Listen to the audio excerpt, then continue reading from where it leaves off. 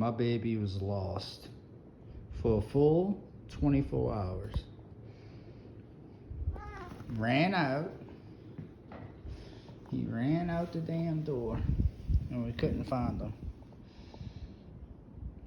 We live on the river, and we got a lot of woods around us. So we thought that was the end of that. So he showed back up last night. Probably about after being missing 26 hours. Had to get him from underneath the porch with a can of tuna. Tuna never fails. He was, I guess the flashlights in his face made him scared. I'm a buddy. Yep. We got him back. It was heartbreaking for a whole day.